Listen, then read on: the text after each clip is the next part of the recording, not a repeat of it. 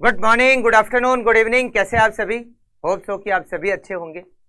Friends, chapter budgetary control, और इस chapter के मैंने आपको बताया था टोटल 3 टॉपिक है, और उस 3 टॉपिक में से हम 2 टॉपिक को कंप्लीट कर चुके हैं। हम फ्लेक्सिबल बजट को कंप्लीट कर चुके हैं और हम फंक्शनल बजट को भी कंप्लीट कर चुके हैं, और आज हम तीसरे टॉपिक को स्टार्ट करेंगे, और तीसरे टॉपिक का नाम है कैश बजट।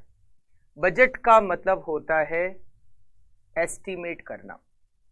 कैश बजट का मतलब होता है कैश की रिसिप्ट और कैश के पेमेंट को एस्टीमेट करना। कितनी रिसिप्ट होगी, कहाँ से होगी, कितना पेमेंट होगा, कहाँ पर पेमेंट होंगे। अगर हम इसको एस्टीमेट करते हैं तो हम इसको क्या कहते हैं? Cash budget. जनरली हम ये जो एस्टीमेट करते हैं ये मंथ वाइज करते हैं। फॉर एग्जांपल, ये मंथ है अक्टूबर। अब हमारा जो नेक्स्ट मंथ है नवंबर, हम नवंबर का कैश बजट बनाएं। मतलब हम ये पता करेंगे कि नवंबर में क्या क्या रिसिप्ट होगी और कितना कितना पेमेंट होगा। दिसंबर में क्या क्या रिसिप्ट होगी और क्या क्या पेमेंट होगा। जनवरी में क्या क्या रिसिप्ट होगी, क्या क्या पेमेंट होगी। फरवरी क्या क्या रिसिप्ट होगी, क्या क्या पेमेंट होगी। मतलब हम रिसिप्ट और पेमेंट को एस्टीमेट करते हैं, और हम इसको क्या कहते हैं? Cash budget. जनरली ये जो कैश बजट है ये मंथली बेसिस पे बनता है। अच्छा, जरूरी नहीं कि हमेशा मंथली बेसिस पे ही बनेगा, वीक बेसिस पे भी बन सकता है। पूरे 1 साल का भी कैश बजट बन सकता है एक साथ, या हो सकता है 3 महीने का एक साथ कैश बजट बने। जनरली जो कैश बजट हम बनाने वाले हैं वो मंथ बेसिस पे बनाने वाले हैं, जैसे अप्रैल का, मई का, जून का, जुलाई का, अगस्त का।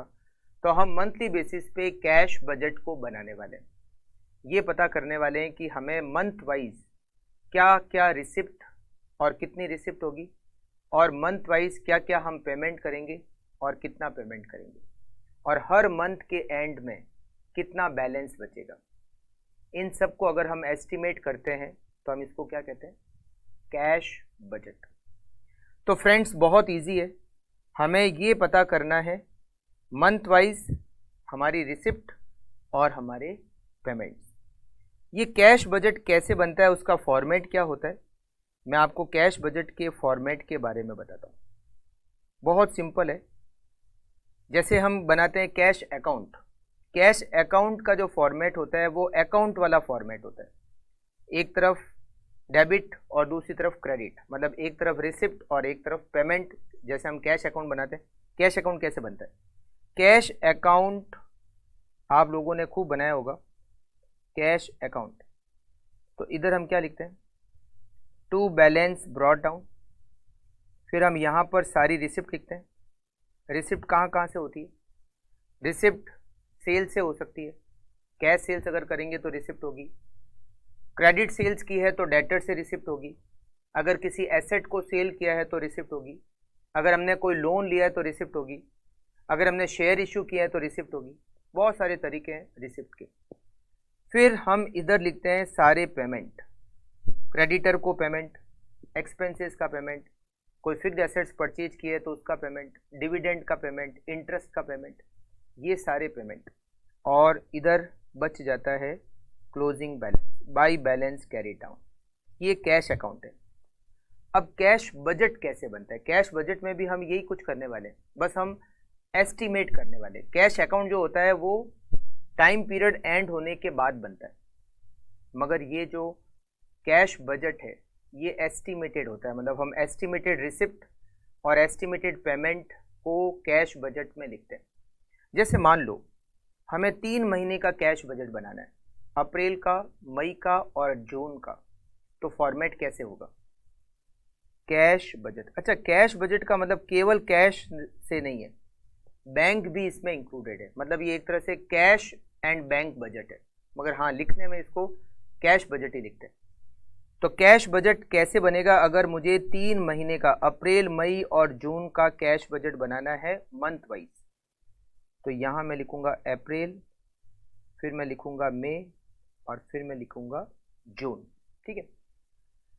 सबसे पहले मैं यहां पर लिखूंगा ए पॉइंट, इसमें लिखूंगा ओपनिंग बैलेंस, ओपनिंग बैलेंस, अप्रैल का ओपनिंग बैलेंस। फिर मैं जितनी भी रिसिप्ट है, जो भी रिसिप्ट है वो लिखूंगा, और फिर मैं इधर करूंगा टोटल, तो ये मुझे मिल जाएगा टोटल ए। फिर जितने भी मेरे पेमेंट्स हैं वो मैं लिखूंगा पेमेंट्स। अच्छा, ये सब, ये जो रिसिप्ट है, ये ऐसा नहीं कि सारी रिसिप्ट एक साथ मिलाकर लिखनी है, अलग अलग जो जो जहाँ जहाँ से भी रिसिप्ट है अलग अलग लिखेंगे। जैसे कैश सेल से रिसिप्ट इतनी होगी, डेटर से इतनी रिसिप्ट होगी, फिक्स्ड एसेट्स को सेल करेंगे इतनी रिसिप्ट होगी, है ना, सब अलग अलग लिखना है। फिर सारे पेमेंट अलग अलग लिखेंगे, सप्लायर को इतना पेमेंट करेंगे, वेजेज को इतना पेमेंट करेंगे, एक्सपेंसेस का इतना पेमेंट करेंगे, सारे अलग अलग लिखने हैं। सारे पेमेंट लिखने के बाद हमें क्या मिल जाएगा, टोटल बी, टोटल बी। फिर हमें मिल जाएगा closing balance A minus B, A minus B, total A minus total B, closing balance. फिर ये जो अप्रैल का क्लोजिंग बैलेंस है वो मई का ओपनिंग बैलेंस हो जाएगा। फिर हम मई की रिसिप्ट लिखेंगे, मई की टोटल ए, फिर हम मई के सारे पेमेंट लिखेंगे तो टोटल बी, और मई का क्लोजिंग बैलेंस। मई का जो क्लोजिंग बैलेंस है वो जून का ओपनिंग बैलेंस। फिर हम जून के सारे रिसिप्ट लिखेंगे, टोटल मिल जाएगी। फिर जून के सारे पेमेंट्स लिखेंगे, टोटल मिल जाएगी, और फिर क्लोजिंग बैलेंस। इस तरीके से हमें कैश बजट बनाना है। जितने मंथ का आपको दे रखा है उतने मंथ का आपको कैश बजट बनाना है। अच्छा, जहाँ से शुरुआत करनी होगी, जैसे अप्रैल से शुरुआत करनी है, तो 1 अप्रैल का जो कैश बैलेंस होगा वो क्वेश्चन में दे रखा होगा, ठीक है। फिर मई का तो क्लोजिंग बैलेंस, अप्रैल का जो क्लोजिंग बैलेंस होगा वो मई का ओपनिंग बैलेंस हो जाए, ठीक है। तो जहाँ से भी आपको कैश बजट बनाना स्टार्ट करना होगा वहाँ का ओपनिंग बैलेंस आपको क्वेश्चन में दे रखा होगा। तो हमें मंथ वाइज कैश बजट को प्रिपेयर करना है, ठीक है। 3 महीने का दे सकते हैं, 4 महीने का दे सकते हैं, 5 महीने का दे सकते हैं, 6 महीने का दे सकते हैं। इससे ज़्यादा जनरली आता नहीं है, मतलब 6 महीने से ज़्यादा का कैश बजट आता नहीं तो बहुत ज़्यादा बड़ा बनेगा और फिर उसको सॉल्व करने में भी दिक्कत आएगी। तो इसीलिए मैक्सिमम 6 मंथ का आता है। हाँ, मिनिमम 2 महीने से कम का तो क्या देगा, तो 2 महीने, 3 महीने, 4 महीने, 5 महीने, 6 महीने तक का कैश बजट आपको बनाना आता है, ठीक है। अच्छा, अब कैश बजट, जैसे मैंने आपको कहा कि आपको यहाँ पर अप्रैल का कैश बजट बनाओगे तो अप्रैल की सारी रिसिप्ट लिखोगे, मतलब अप्रैल में हमें क्या क्या अमाउंट मिलेगा। ये तो एस्टिमेटेड है ना, बजट है मतलब एस्टिमेटेड है, तो अप्रैल में हमें क्या क्या पैसा मिलेगा ये लिखना पड़ेगा। ये कैसे कैलकुलेट करते हैं, अप्रैल में क्या क्या पैसा मिलेगा, है ना। अब ये कैसे कैलकुलेट करते हैं मैं आपको 2-3 पॉइंट से समझाता हूँ, ठीक है। रिसिप्ट के बारे में भी आपको समझाता हूँ और पेमेंट के बारे में भी समझाता हूँ, ठीक है। आप बिल्कुल ध्यान से समझना। हम सेल्स करते हैं और सेल्स हम कैश में भी करते हैं और क्रेडिट में भी करते हैं। जो हम कैश सेल्स करते हैं उसमें तो क्या होगा, जैसी सेल्स की हाथों हाथ पेमेंट मिल गया। मान लो मेरी अप्रैल की कैश सेल्स है 2 लाख रुपए, इसका मतलब क्या हुआ कि मुझे अप्रैल में 2 लाख मिलेंगे, क्योंकि कैश सेल्स में पैसे हाथों हाथ मिल जाते हैं, मगर क्रेडिट सेल्स में रुपए हाथों हाथ नहीं मिलते।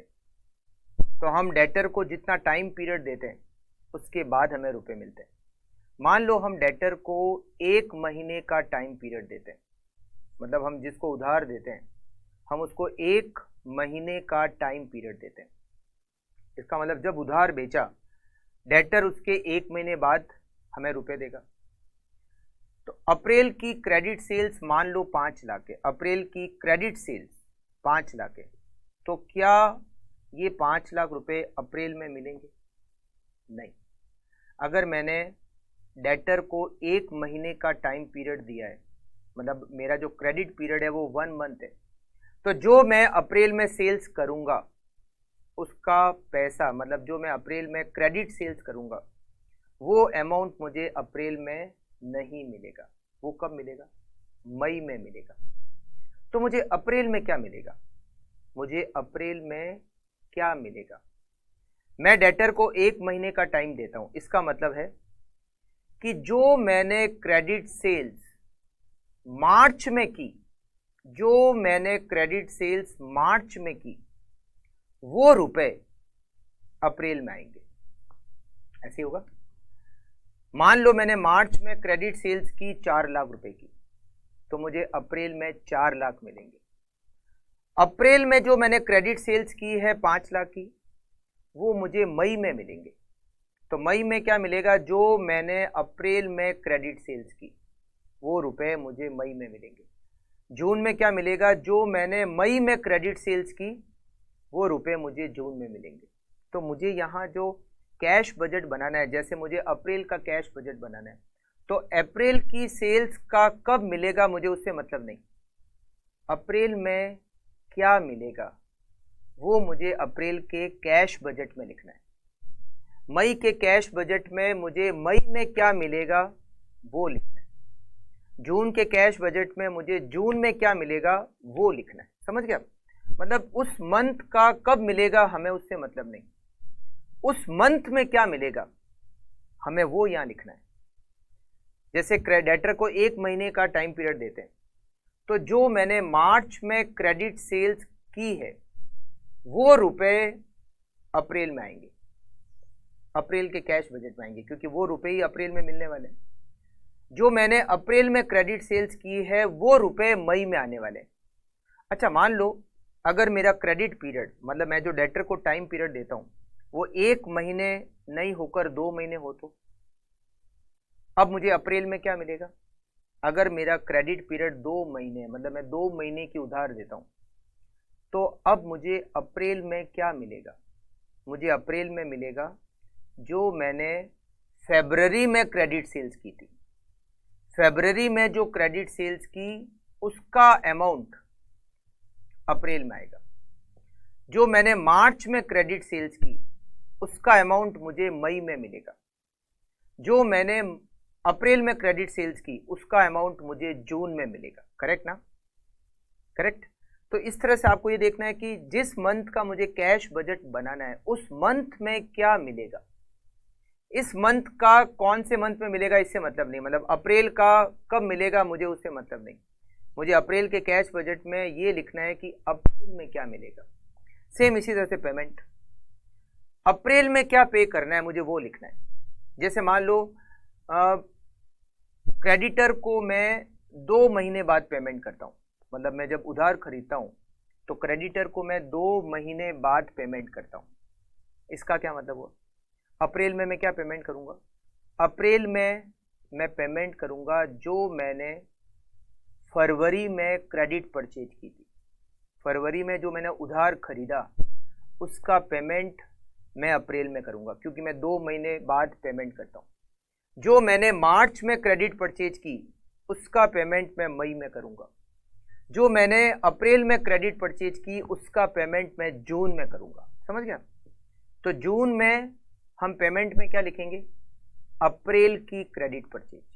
अप्रैल की क्रेडिट परचेज का पेमेंट जून में होना है। समझा?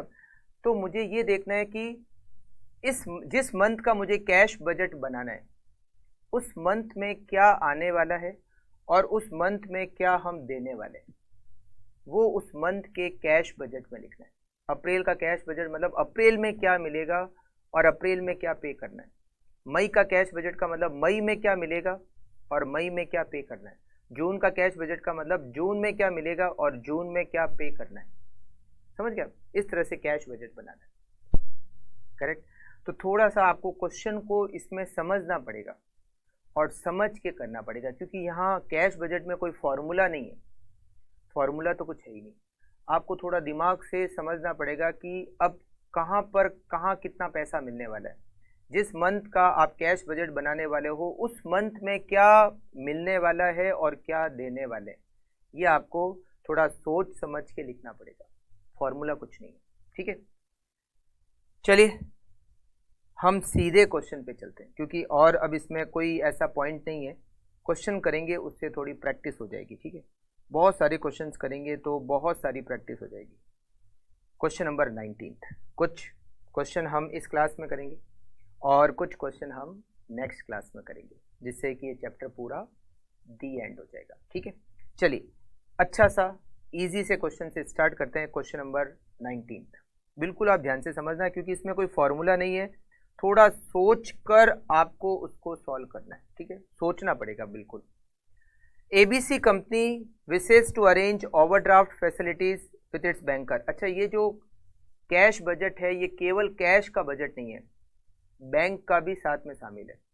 तो हो सकता है आपका क्लोजिंग बैलेंस नेगेटिव भी आ जाए। अगर क्लोजिंग बैलेंस नेगेटिव आ जाए तो आप तो सोचोगे कि कैश का बैलेंस नेगेटिव कैसे हो सकता है, बट ये कैश का ही बजट नहीं है, ये कैश और बैंक दोनों का बजट है। तो अगर क्लोजिंग बैलेंस नेगेटिव आता है इसका मतलब है ओवरड्राफ्ट है। तो बिल्कुल घबराना मत आप कि बैलेंस नेगेटिव कैसे आ गया। ABC company wishes to arrange overdraft facilities with its banker during the period April to June 2018 when it will be manufacturing mostly for stock. Prepare a cash budget for the above period from the following data indicating the extent of the bank facilities the company will require at the end of each month. हमें 3 महीने का cash budget बनाना है। कौन कौन से महीने का? अप्रैल का बनाना है, मई का बनाना है और जून का बनाना है। अब हमें सेल्स दे रखी है, अगर कुछ नहीं लिखा हुआ हो ना तो हम ये मानते हैं कि पूरी सेल्स क्रेडिट सेल्स है, पूरी सेल्स क्रेडिट सेल्स है। हमें सेल्स दे रखी है फरवरी की, मार्च की, अप्रैल की, मई की और जून की। हर महीने की परचेज भी दे रखी है और हर महीने की वेजेज भी दे रखी है। Following further information, 50% of credit sales are realised in the month following the sales and the remaining 50% in the second month following। इस लाइन का मतलब क्या? क्रेडिट सेल्स का 50% फॉलोइंग मंथ में मिलता है। मतलब जैसे मान लो आपने जनवरी में क्रेडिट सेल्स की, तो जनवरी में जो आपकी क्रेडिट सेल्स होगी उसका 50% आपको फरवरी में मिलेगा और जो बचा हुआ 50% है वो आपको मार्च में मिलेगा। मतलब जनवरी की क्रेडिट सेल्स का 50% फरवरी में और 50% मार्च में। फरवरी की जो क्रेडिट सेल्स होगी, फरवरी की क्रेडिट सेल्स का 50% आपको मार्च में मिलेगा और 50% आपको अप्रैल में मिलेगा। मार्च की जो क्रेडिट सेल्स है उसका 50% आपको अप्रैल में मिलेगा और 50% आपको मई में मिलेगा। अप्रैल की जो क्रेडिट सेल्स है उसका 50% आपको मई में मिलेगा और 50% आपको जून में मिलेगा। समझ गए? मतलब जिस मंथ की क्रेडिट सेल्स है उसका आधा अगले महीने, आधा उससे अगले महीने। अब आप मुझे ये सोचकर बताओ, मुझे यहाँ पर बजट अप्रैल का बनाना है, मई का बनाना है, जून का बनाना है। तो अप्रैल में मुझे क्या मिलेगा? अप्रैल में मुझे क्या मिलेगा? मतलब अप्रैल में मेरी डेटर से रिसिप्ट क्या होगी, मई में क्या होगी, जून में क्या होगी? सबसे पहले अप्रैल के बारे में सोचते हैं। मुझे अप्रैल में मिलेगा मार्च की जो क्रेडिट सेल्स है, मार्च की जो क्रेडिट सेल्स है उसका 50% अप्रैल में मिलेगा और फरवरी की जो क्रेडिट सेल्स है उसका भी 50% अप्रैल में मिलेगा। फरवरी, अब आप ऐसे सोचो, फरवरी की जो क्रेडिट सेल्स है उसका 50% मार्च में और 50% अप्रैल में, और मार्च की जो क्रेडिट सेल्स है उसका 50% अप्रैल में और 50% मई में। तो अप्रैल में मुझे मिलेगा मार्च की क्रेडिट सेल्स का 50%, मतलब पिछले महीने जो सेल्स की थी उसका 50%, और पिछले से पिछले महीने जो सेल्स की थी उसका भी 50%। अप्रैल में मुझे मिलेगा मार्च की क्रेडिट सेल्स का 50% और फरवरी की क्रेडिट सेल्स का 50%। मई में क्या मिलेगा?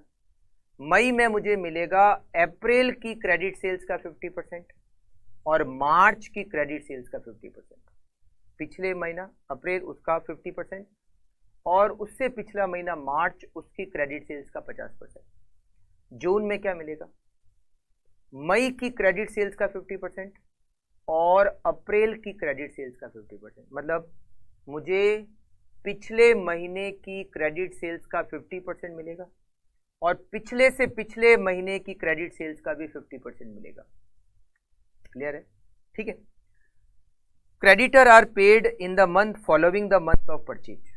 क्रेडिटर परचेज के अगले महीने पे करते हैं, तो मैं अप्रैल में पेमेंट करूंगा जो मटेरियल मैंने मार्च में खरीदा था। मार्च में जो खरीदा उसका पेमेंट अप्रैल में, अप्रैल में जो परचेज किया उसका पेमेंट मई में, मतलब जो पिछले महीने खरीदा था उसका पेमेंट मुझे करंट मंथ में करना पड़ेगा। जून में मैं पेमेंट करूंगा जो मैंने मई में परचेज किया था। Wages are paid in next month, wages का भी पेमेंट नेक्स्ट मंथ में करते हैं, तो अप्रैल में मार्च की वेजेज का पेमेंट होगा, मई में अप्रैल की वेजेज का पेमेंट होगा और जून में मई की वेजेज का पेमेंट होगा। कैश एट बैंक 1 अप्रैल, मैंने आपको कहा था जहां से आपको बजट बनाना स्टार्ट करना है, अप्रैल से स्टार्ट करना है, तो आपको 1 अप्रैल का बैलेंस दे रखा है। अब हमें 3 महीने का, अप्रैल मई जून 3 महीने का कैश बजट बनाना है। चलिए बनाना स्टार्ट करते हैं। लिखिए आप लोग कैश बजट, कैश बजट अप्रैल मई जून, अप्रैल मई जून। ओपनिंग बैलेंस,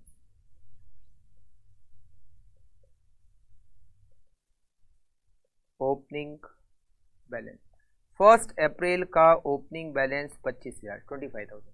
अच्छा मई का तो अभी नहीं आएगा, वो तो अप्रैल का जो क्लोजिंग होगा वो मई का ओपनिंग होगा, ठीक है। अच्छा फिर हम लिखते हैं credit sales, credit sales 50% of last month, 50% of second last month. Last month की क्रेडिट सेल्स का 50% और लास्ट टू लास्ट मंथ मतलब सेकेंड लास्ट मंथ की क्रेडिट सेल्स का भी 50%। तो देखिए अप्रैल में क्या मिलेगा, मार्च की क्रेडिट सेल्स का 50%, ये होता है 96,000, और अप्रैल और फरवरी की क्रेडिट सेल्स का 50% 90,000, पिछले महीने की क्रेडिट सेल्स का 50 और उससे भी पिछले महीने की क्रेडिट सेल्स का 50। अच्छा मई में क्या मिलेगा, अप्रैल लास्ट मंथ कौन सा अप्रैल, उसकी क्रेडिट सेल्स का 50% 54,000 और मार्च की क्रेडिट सेल्स का 50% 96,000, लास्ट मंथ का 50%, लास्ट टू लास्ट मंथ का भी 50%। जून में क्या मिलेगा, मई का 50% 87,000 और अप्रैल का 50% 54,000। और कोई रिसिप्ट इस क्वेश्चन में नहीं है, अगर कोई और कोई रिसिप्ट होती तो वो भी लिख लेते। अब यहां पर करते हैं बी, अभी आपको टोटल नहीं करनी है। बी में अब लेते हैं सारे पेमेंट, दो ही पेमेंट है, एक तो सप्लायर को पेमेंट करते हैं और एक वेजेज का पेमेंट करते हैं। क्रेडिटर्स, क्रेडिटर्स लास्ट मंथ जो परचेज किया था, लास्ट मंथ हमने जो परचेज किया था उसका पेमेंट करंट मंथ में होगा, मतलब मैं अप्रैल में पेमेंट करूंगा जो मैंने मार्च में परचेज किया था। मार्च में मेरी परचेजिंग कितनी थी 144, इसका पेमेंट अप्रैल में। मई में अप्रैल की परचेज का पेमेंट करूंगा, अप्रैल में मैंने 243 का परचेज किया था उसका पेमेंट मई में मुझे करना है। जून में मैं 246 जो मैंने मई में परचेज किया था उसका पेमेंट मैं जून में करूंगा। Wages last month, last month की वेजेज का पेमेंट करूंगा, क्योंकि वेजेज में लिखा हुआ है वेजेज का पेमेंट नेक्स्ट मंथ होता है, इसका मतलब मैं अप्रैल में मार्च की वेजेज का पेमेंट करूंगा। मार्च की वेजेज 14,000, इसका पेमेंट अप्रैल में होगा। अप्रैल की वेजेज 11,000, इसका पेमेंट मई में होगा। और मई की वेजेज 10,000, इसका पेमेंट जून में होगा। सारी रिसिप्ट और सारे पेमेंट हो गए तो यहाँ लिखते हैं टोटल बी, टोटल बी, और फिर closing balance A minus B, A minus B. चलिए सबसे पहले तो हम अप्रैल का देखो अप्रैल का ओपनिंग बैलेंस है 25,000, 96,000 और 90,000, टोटल ए 2,11,000। अब total B 158,000, 2,11,000 minus 158,000, closing balance 53,000। ये 53,000 मई का ओपनिंग बैलेंस हो गया। 53,000 प्लस 54,000 प्लस 96,000, इट इज 2,03,000। इसकी टोटल 2,54,000 और ये नेगेटिव हो गया 51,000। नेगेटिव मतलब बैंक ओवरड्राफ्ट है, ठीक है। 51,000 नेगेटिव बैलेंस हम ओपनिंग बैलेंस लिखेंगे जून में।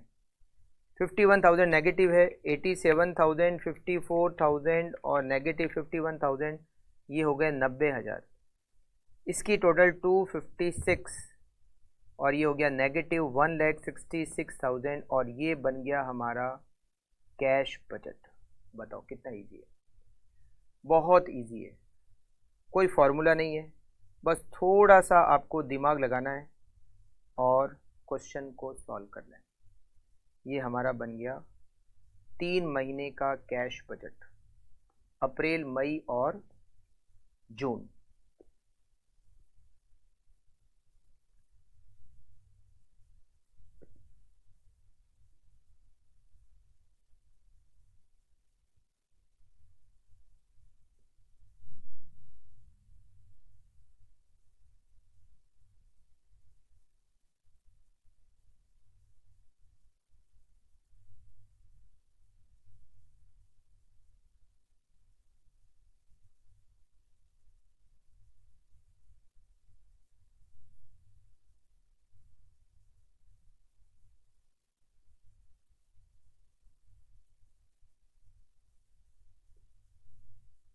Okay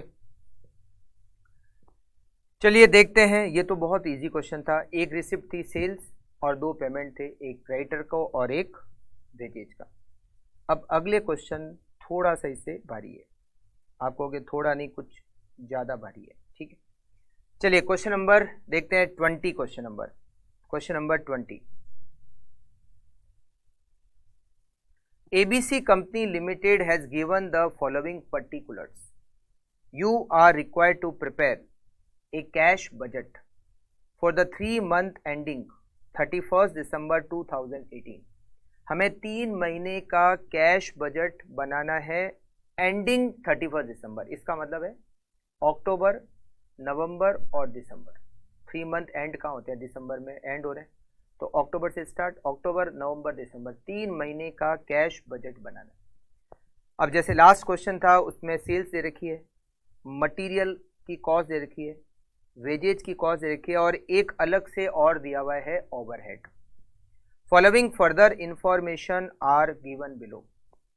sales 10% sales are on cash basis. इसका मतलब सेल्स के 2 पार्ट हो गए, कैश और क्रेडिट, ठीक है। सेल्स जितनी है उसका 10% कैश में, तो रिमेनिंग 90% क्रेडिट पे। 50% of credit sales are collected next month. Credit sales का 50% नेक्स्ट मंथ मिलता है और रिमेनिंग 50%, क्रेडिट सेल्स का 50% तो अगले महीने मिलेगा और रिमेनिंग 50% क्रेडिट सेल्स का वो उसके अगले महीने मिलेगा। मतलब देखो टोटल सेल्स को पहले तो बाइफरकेट करना पड़ेगा। टोटल सेल्स में कुछ कैश है कुछ क्रेडिट है, तो पहले तो हम उसको अलग अलग करेंगे, कैश सेल्स को अलग कर देंगे, क्रेडिट सेल्स को अलग कर देंगे। अब जो क्रेडिट सेल्स है उसका 50% हमें मिलता है नेक्स्ट मंथ और 50% मिलता है उसके नेक्स्ट मंथ। तो पहले वाले क्वेश्चन में भी तो यही था, क्वेश्चन नंबर 19 में भी यही था। क्रेडिट सेल्स का 50% नेक्स्ट मंथ और रिमेनिंग 50% उसके नेक्स्ट मंथ, तो यहाँ पे भी ऐसे ही है। अच्छा, मगर जो कैश सेल्स होगी वो जिस मंथ की है उसी मंथ में कैश सेल्स का पैसा मिलेगा, ध्यान रखना।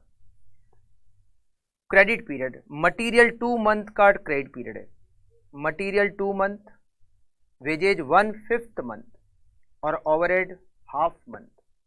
कैश बैलेंस 1 अक्टूबर, देखो हमें यहाँ पर अक्टूबर से कैश बजट प्रिपेयर करना है, इसीलिए हमें 1 अक्टूबर का बैलेंस दे रखा है। जहाँ से भी आपको बजट प्रिपेयर करना स्टार्ट करना है वहाँ का बैलेंस आपको क्वेश्चन में हमेशा दे रखा होगा। A machinery will be installed in August 2018 at a cost of ₹1 lakh. अगस्त में मशीन इंस्टॉल की 1 लाख, उसका पेमेंट मंथली इंस्टॉलमेंट में देना है। मंथली इंस्टॉलमेंट कितनी है? 5000।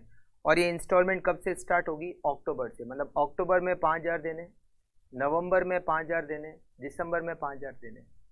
Dividend at 10% on preference share capital of ₹3 lakh. 3 lakh रुपए हमारी प्रेफरेंस शेयर कैपिटल है, उस पर हमें 10% का डिविडेंड देना है।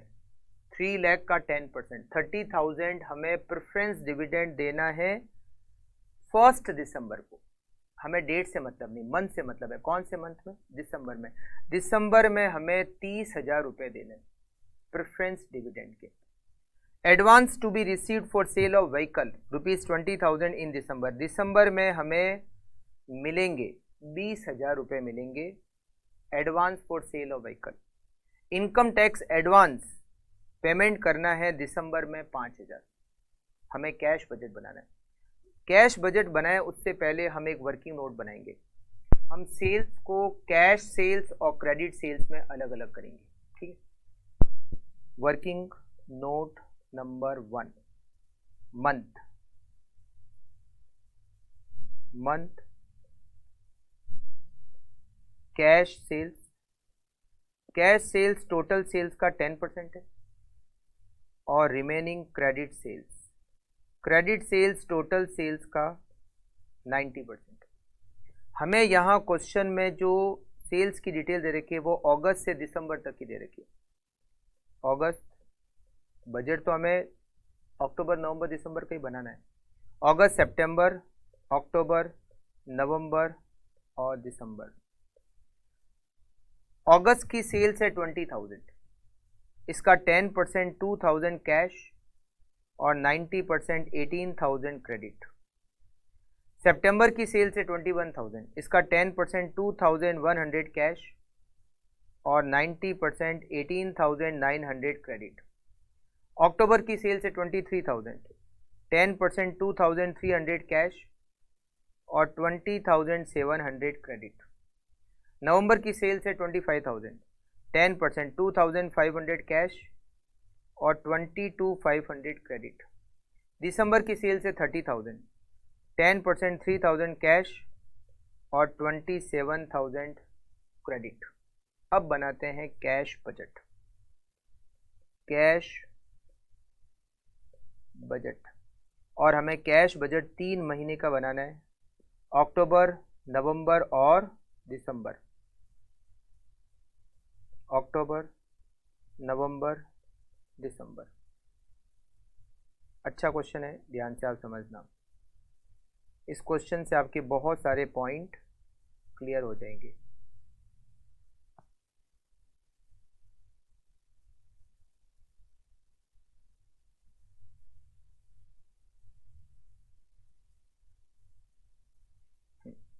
सबसे पहले हम लिखेंगे ओपनिंग बैलेंस। ओपनिंग बैलेंस 1 अक्टूबर का बैलेंस हमें क्वेश्चन में दे रखा है पॉइंट नंबर सी 8,000। तो 1 अक्टूबर का बैलेंस लिखते हैं 8,000 रुपये। अब लिखेंगे कैश सेल्स। यहां पर अच्छा, कैश सेल्स जिस मंथ की होती है उसी मंथ में रिसीव हो जाती है। तो अक्टूबर की कैश सेल्स कितनी है? 2300। नवंबर की कैश सेल्स 2500 और दिसंबर की कैश सेल्स 3000। अब लेते हैं क्रेडिट सेल से कितना पैसा मिलेगा। क्रेडिट सेल्स मतलब डेटर से कितना मिलेगा? 50% of last month and 50% of second last month. पिछले महीने का 50% और पिछले से पिछले महीने का 50%। क्रेडिट सेल्स का आधा मिलता है नेक्स्ट मंथ में और आधा मिलता है नेक्स्ट टू नेक्स्ट मंथ में। तो हमें अक्टूबर में क्या मिलेगा?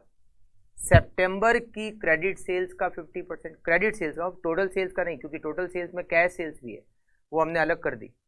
तो क्रेडिट सेल्स अक्टूबर में क्या मिलेगा? सितंबर की क्रेडिट सेल्स का 50% और अगस्त की क्रेडिट सेल्स का 50%। सितंबर की क्रेडिट सेल्स है 18,900, इसका 50% 9450 और अगस्त की क्रेडिट सेल्स का 50% 9,000। नवंबर में अक्टूबर की क्रेडिट सेल्स का 50% 10,350 और सितंबर की क्रेडिट सेल्स का 50% 9,450।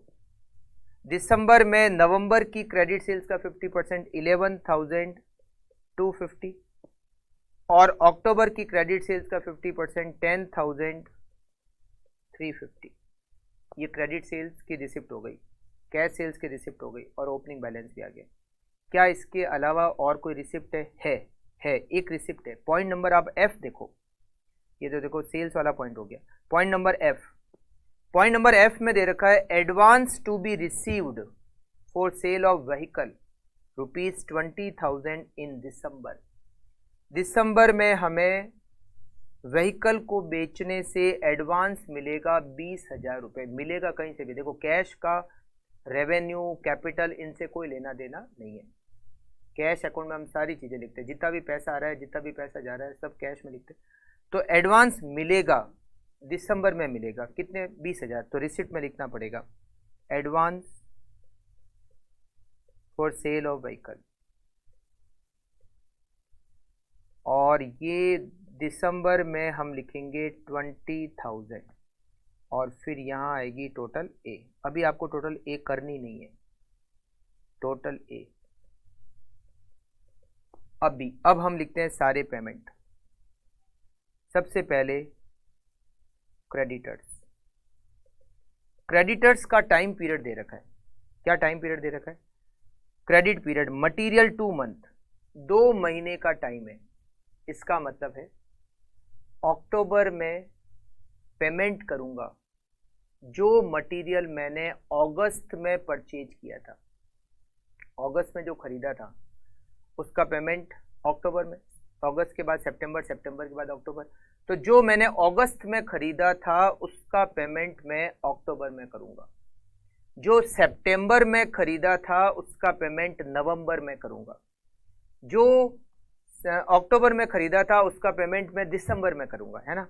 मतलब लास्ट से लास्ट मंथ जो खरीदा था, सेकंड लास्ट मंथ जो मैंने खरीदा था उसका पेमेंट मैं इस महीने करूंगा। तो अगस्त में मैंने मटेरियल परचेज किया था 10,200, इसका पेमेंट अक्टूबर में होगा।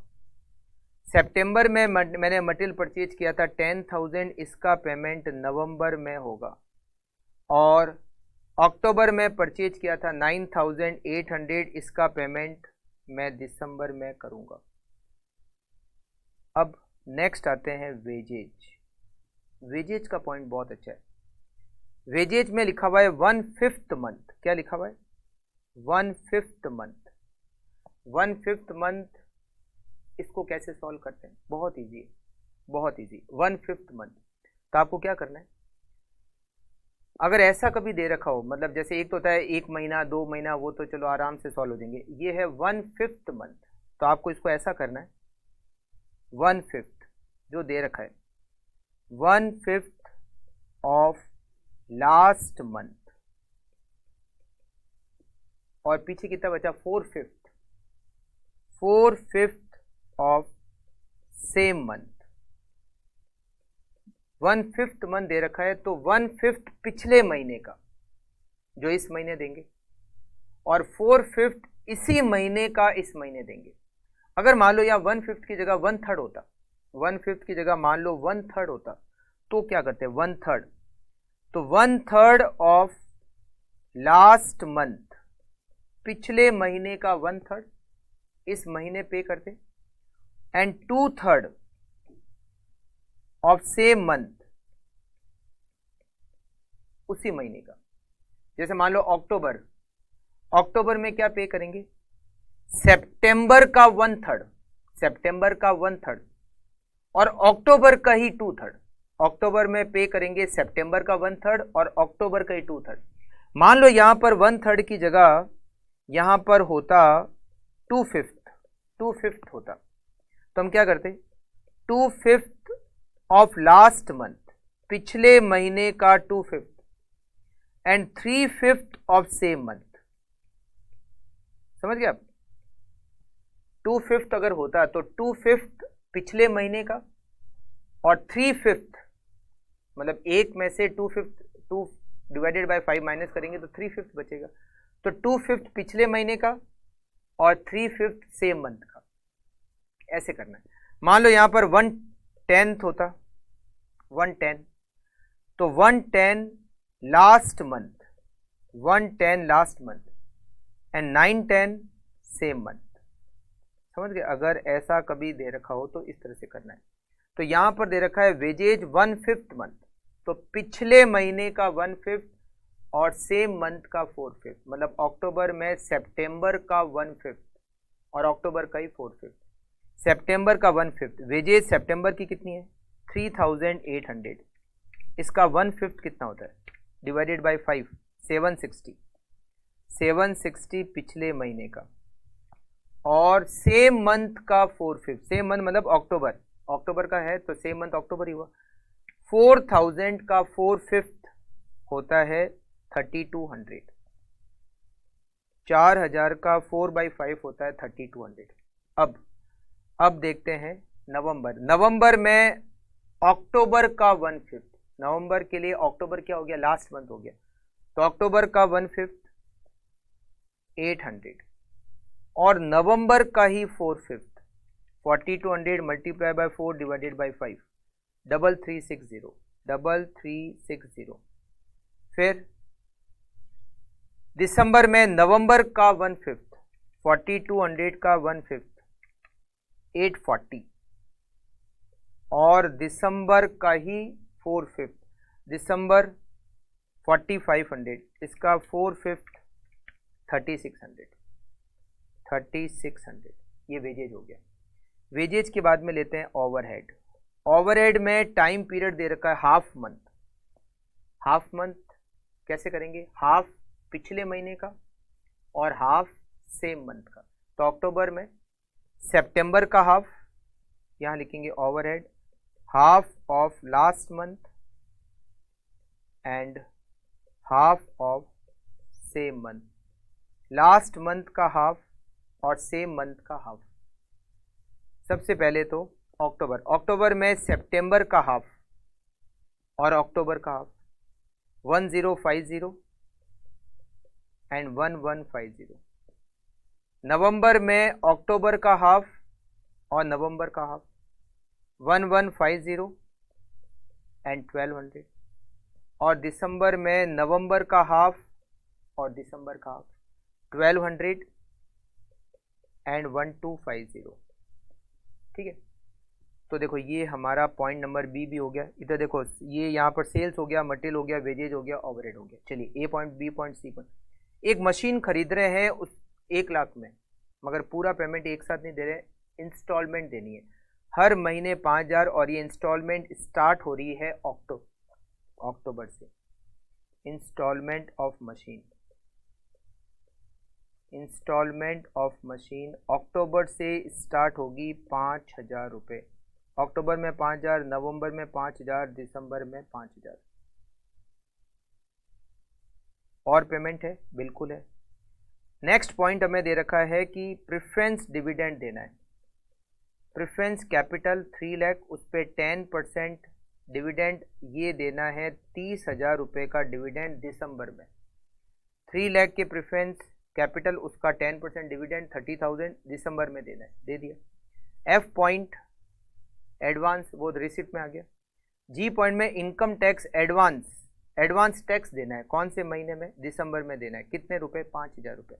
ठीक है, एडवांस टैक्स 5000, एडवांस टैक्स 5000 कब देना है, दिसंबर में देना है।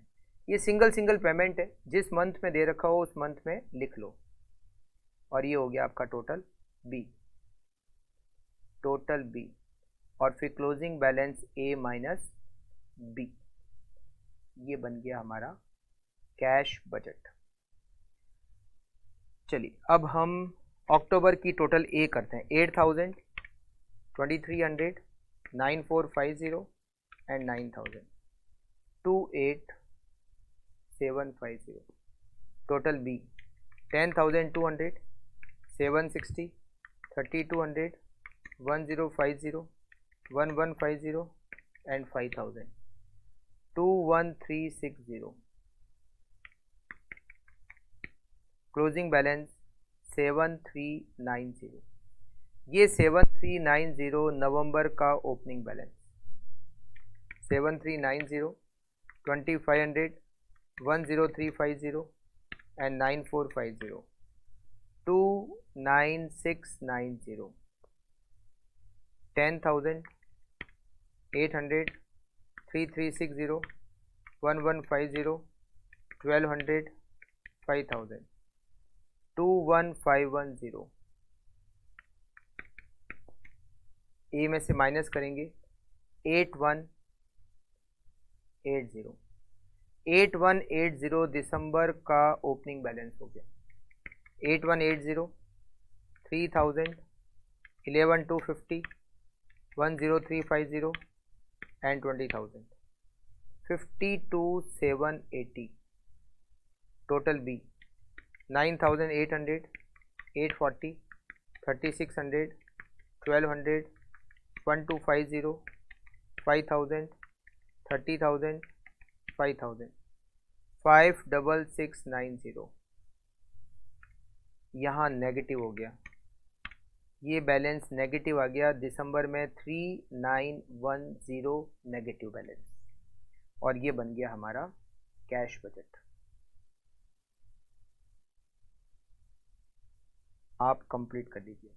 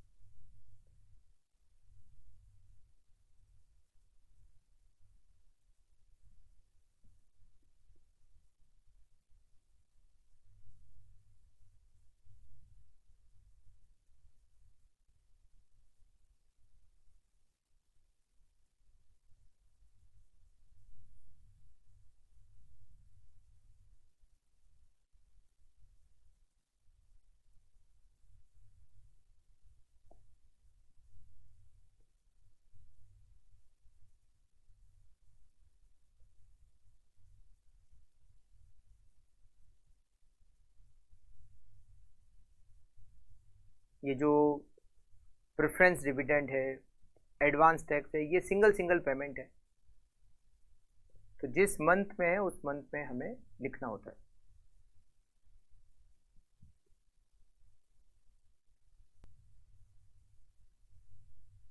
चलिए नेक्स्ट क्वेश्चन देखते हैं, क्वेश्चन नंबर 21। ये क्वेश्चन आपके मॉड्यूल में दे रखा है।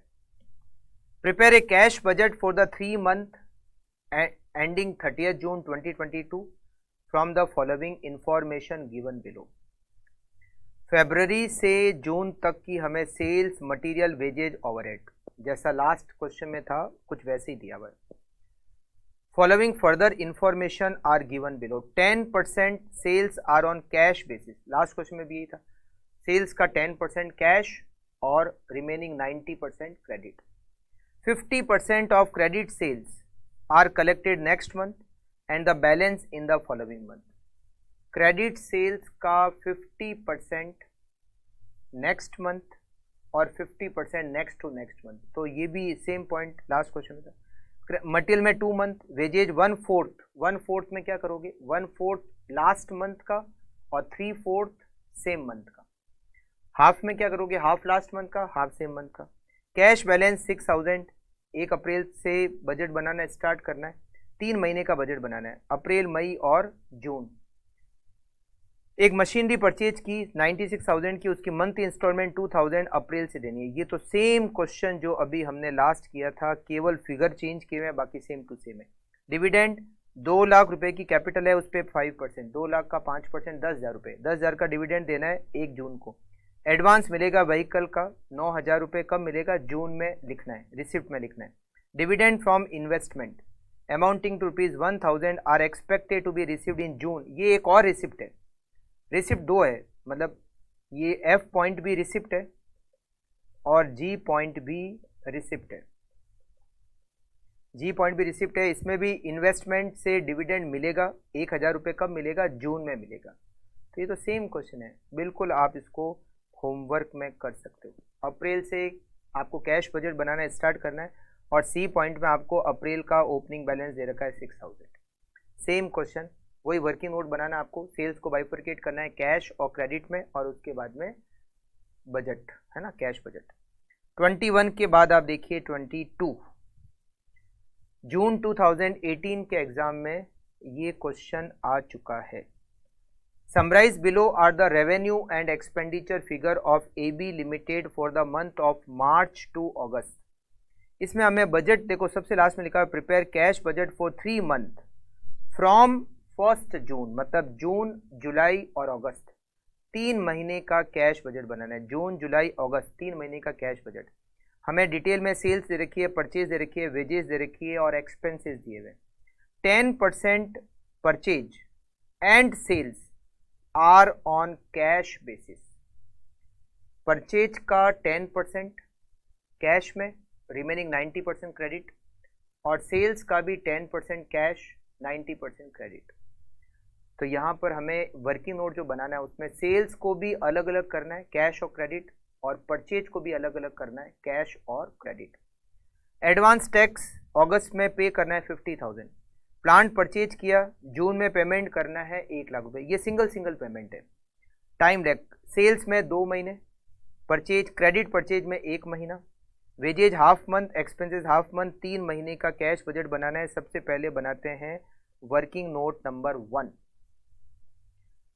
Month cash sales 10%, credit sales 90%, cash purchase 10% और क्रेडिट परचेज 90%। मंथ, ये जो डिटेल क्वेश्चन में दे रखी है वो मार्च से स्टार्ट की हुई है, मार्च, अप्रैल, मई, जून, जुलाई और अगस्त, अगस्त तक की डिटेल दे रखी है। हाँ, बजट तो 3 महीने का ही बनाना है, मगर ये जो वर्किंग नोट में क्लासीफाई कर रहे हैं ना, वो जितने मंथ की दे रखी है उतना पूरा करना है। मार्च की सेल्स है 650, इसका 10% 65,000 कैश और 585 क्रेडिट। अप्रैल की 7 लाख 70,000 कैश, 6,30,000 क्रेडिट। मई की 750, तो 75,000 कैश, 6,75,000 क्रेडिट। जून की 8 लाख 80,000 कैश और 7,20,000 क्रेडिट। जुलाई की 820, तो 82,000 कैश और 738 credit. 890, 89,000 cash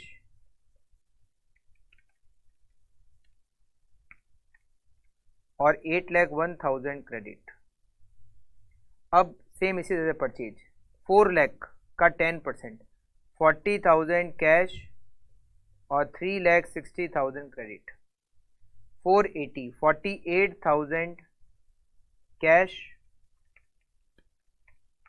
and 432 credit. 450, 45,000 cash and 4,05,000 credit. 480, 48,000 cash and 432 credit.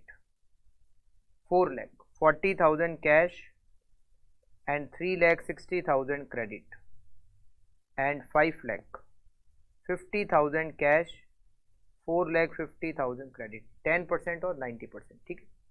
अब हम बनाते हैं कैश बजट. कैश बजट बनाना है हमें 3 महीने का, जून, जुलाई, अगस्त.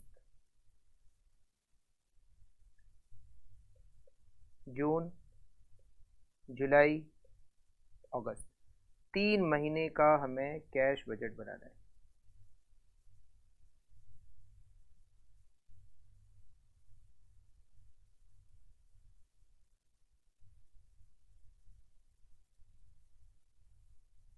सबसे पहले लिखते हैं ओपनिंग बैलेंस. ओपनिंग बैलेंस 1 जून का ओपनिंग बैलेंस हमें सबसे लास्ट लाइन में दे रखा है 2 लाख रुपए, 2 लाख. Cash sales. अच्छा, कैश सेल्स जिस मंथ की होती है उसी मंथ में उसकी रिसिप्ट होती है. तो जून की कैश सेल्स 80,000, जुलाई की क्रेडिट सेल्स 82,000 और अगस्त की क्रेडिट सेल्स 89,000. फिर लेते हैं credit sales. Credit sales, credit sales के लिए लिखा हुआ है 2 महीने बाद पैसा आता है. तो जून में हमें क्या मिलेगा? जो हमने क्रेडिट सेल्स अप्रैल में की थी, अप्रैल में जो मैंने क्रेडिट सेल्स की उसका पैसा जून में आएगा. तो लास्ट टू लास्ट मंथ, मतलब सेकेंड लास्ट मंथ मैंने जो क्रेडिट सेल्स की थी उसका पैसा मुझे करंट मंथ में मिलेगा. तो जून में मुझे मिलेगा अप्रैल की क्रेडिट सेल्स. अप्रैल की क्रेडिट सेल्स 630, ये अमाउंट जून में मिलेगा. मई में क्रेडिट सेल्स की थी 675, ये जुलाई में मिलेगा. और जून में क्रेडिट सेल्स की 720, ये मुझे अगस्त में मिलेगा. और रिसिप्ट कुछ भी नहीं है, बस ये रिसिप्ट खत्म हो गई. यहां पर रिसिप्ट एंड हो गई. Total A. अब बी. सबसे पहले क्रेडिटर्स. क्रेडिटर्स के लिए, अच्छा, कैश परचेज. पहले कैश परचेज ले लेते हैं. कैश परचेज, कैश परचेज जिस मंथ की होती है उसका पेमेंट उसी मंथ में होता है. तो यहां पर जून की कैश परचेज 48,000. जुलाई की कैश परचेज 40,000 और अगस्त की कैश परचेज 50,000. ठीक है. Credit purchase, credit purchase last month. Credit purchase में देखो दे रखा है टाइम पीरियड 1 मंथ है, मतलब पिछले महीने जो परचेज किया था उसका पेमेंट हमें करंट मंथ में करना होगा.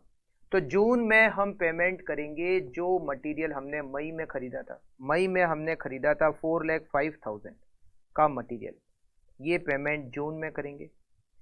जून में परचेज किया 432 की क्रेडिट परचेज, ये पेमेंट जुलाई में. जुलाई में क्रेडिट परचेज 360, ये पेमेंट अगस्त में. इसके बाद में देखो ये भी हो गया, ये भी हो गया. Wages half month. हाफ में क्या करेंगे? हाफ मंथ में half last month, half last month and half same month.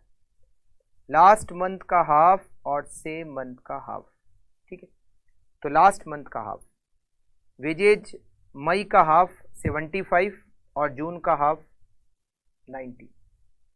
75 last month और 90,000 करंट मंथ. फिर जुलाई में क्या करेंगे? जून का हाफ और जुलाई का हाफ 90,000.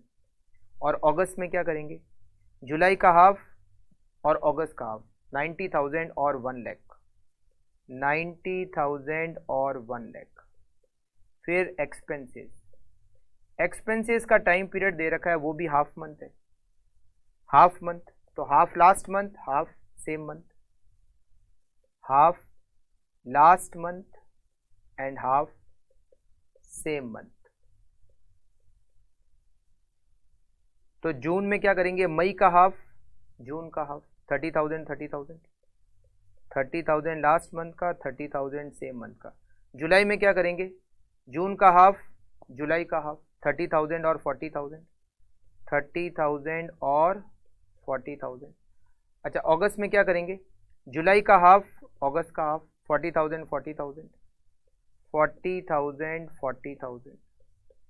एक हमें यहाँ पर पे करना है एडवांस टैक्स 50,000 का अगस्त में, एडवांस टैक्स 50,000 का पे करना है अगस्त में, अगस्त में 50,000।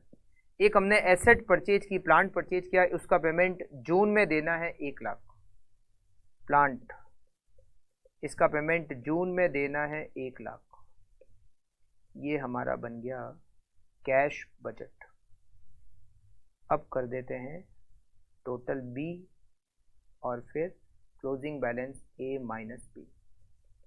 Total B, closing balance A minus B. सबसे पहले June, 2 lakh plus 80,000 plus 6 lakh 30,000, total 9 lakh 10,000। फिर बी की टोटल 48,000, 4 लाख 5,000, 75,000, 90,000, 30,000, 30,000 एंड 1 लाख, 7 लाख 78,000। 9 लाख 10,000 में से माइनस करेंगे 132।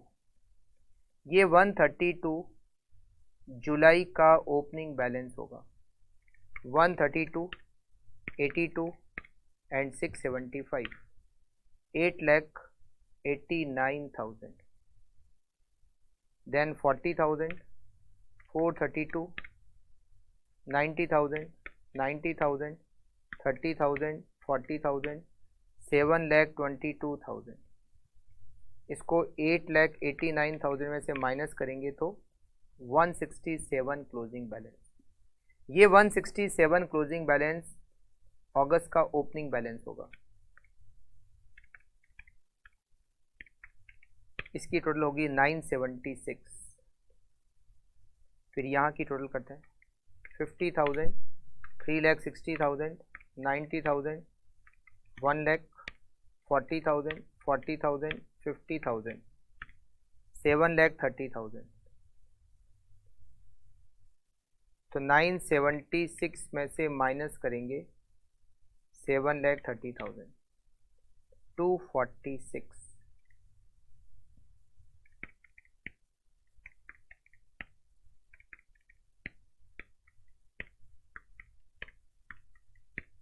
ठीक है, ओके।